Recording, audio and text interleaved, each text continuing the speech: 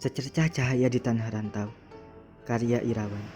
Dari kecil aku tidak diizinkan untuk lanjut sekolah karena keterbatasan ekonomi. Hingga saat SMA pun aku tak sempat memiliki HP sendiri. Dan HP yang aku gunakan untuk menghadapi semester akhir masa-masa SMA itu dapat pinjam dari kawan sekelasku, Sabili Ahsan Nugraha Jaini. Oke, cerita ini dimulai saat aku ikut tes PMDKPN dan ini adalah pemaksaan dari kawanku. Tak pernah aku harapkan untuk lolos, tapi Tuhan memberi aku kesempatan yang luar biasa. Aku lolos PMDKPN di Politeknik Manufaktur Negeri Bandung. Aku merasa senang, begitu juga Wakasek dan kawan-kawan yang selalu mensupportku. Tapi sayang, orang tuaku tak mengizinkan aku untuk kuliah. Alasannya karena tak ada biaya, Bandung juga jauh dan tak ada saudara di sana. Aku pun memutuskan untuk tidak kuliah. Orang tuaku senang karena aku memilih untuk bekerja, berbeda dengan Wakasek dan kawan-kawanku. Mereka kecewa karena keputusanku yang konyol. Saat aku masuk sekolah untuk latihan paduan suara, Wakasek memintaku untuk ikut tes SBMPTN dan itu adalah H-2 penutupan. Aku bilang sama Wakasek, aku diizinkan kuliah jika dapat beasiswa bidik misi. Dan ia menjawab, jika kamu ingin dapat beasiswa bidik misi dengan peluang yang besar, maka ambil universitas yang ada di luar Pulau Jawa. Setelah mendengar ucapan itu, entah kenapa aku begitu yakin. Aku percaya aku bisa dapat beasiswa bidik misi. Keesokan harinya, aku memutuskan untuk ikut tes SBMPTN. Aku daftar lewat HP kawanku, Muhammad Riansyah Muharam, dengan pilihan pertama Unila dan kedua Unib. Karena aku daftar di hari terakhir, tempat tesku berbeda dengan kawan-kawan, tapi aku bangga punya mereka.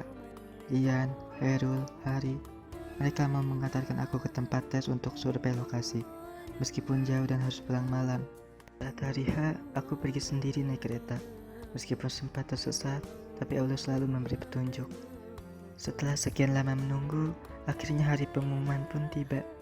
HP yang dipinjamkan Billy tak dapat mengakses laman hasil seleksi. Dan aku meminta Hari untuk mengecekkan namaku. Alhamdulillah, aku lolos pilihan pertama di Universitas Bengkulu. Sontak aku kaget, dan Rian minta maaf karena telah mengisikan Unib pilihan pertama. Kesempatan kedua ini, aku putuskan untuk lanjut kuliah, meskipun orang tuaku tak sepenuhnya mengizinkan. Orang tuaku bilang, Bengkulu jauh dan gak ada saudara di sana. Dan aku menjawab, insya Allah aku bisa menghadapinya, Bu. Kan, jika kita melakukan sesuatu karena Allah, insya Allah semuanya akan terasa lebih ringan. Sebelum berangkat ke Bengkulu, Wakasek memperkenalkan aku dengan Kak Kinta. Kak Kinta ini memiliki banyak saudara di sana. Dia juga kuliah di Unib, Ilmu Kelautan Angkatan 2017. Hari keberangkatanku pun tiba. Pagi itu aku pamitan sama keluarga dan tetangga terdekat sambil menahan air mata. Di situ juga terucap janji antara aku dan orang tuaku yang berbunyi, jika aku tidak dapat beasiswa bidik misi, maka aku harus pulang kembali ke Bogor. Aku pun meninggalkan kampung halamanku seorang diri, karena uangnya tak cukup jika orang tuaku ikut. Aku pergi menuju Bengkulu sesuai rute yang diberikan Kak Kinta. Kak Kinta bilang, naik kereta dari stasiun Parung Panjang, turun di stasiun Cakung, kemudian naik Grab ke Terminal Pulau Gebang, dan cari bis tujuan Bengkulu. Jika sudah sampai, hubungi nomor WA yang kakak kasih. Selama di perjalanan, aku nggak tahu apa yang aku rasakan. Rasanya ini hanya halusinasi dan juga mimpi. Aku harus meninggalkan kampung halamanku dan pergi ke tempat yang sama sekali aku nggak tahu. Saat tiba di Terminal Bengkulu, aku langsung menghubungi nomor yang diberikan Kak Kinta. Ia menjemput aku dari terminal. Bang Piki Tangzilal, ia membawa aku ke tempat teman-temannya yang berhati mulia. Mereka menganggap aku sebagai adik kandungnya sendiri. Mereka bilang, jika kamu tidak punya keluarga, maka kamilah keluarga kamu. Setelah sebulan bersama ke teman-teman Kak Kinta, aku mencari kosan baru dan aku bertemu dengan keluarga Cemara. Mereka selalu siap siaga dikala aku butuh bantuan.